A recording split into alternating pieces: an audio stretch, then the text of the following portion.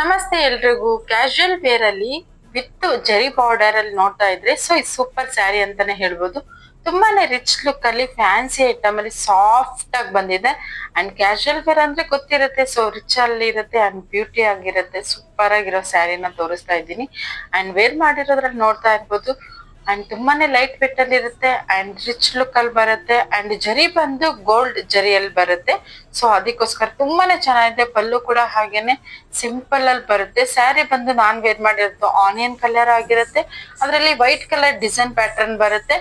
So ತುಂಬಾನೇ ಚೆನ್ನಾಗಿದೆ. ಇದ್ರ ಪ್ರೈಸ್ ಓನ್ಲಿ 1200 ರುಪೀಸ್ ಆಗುತ್ತೆ.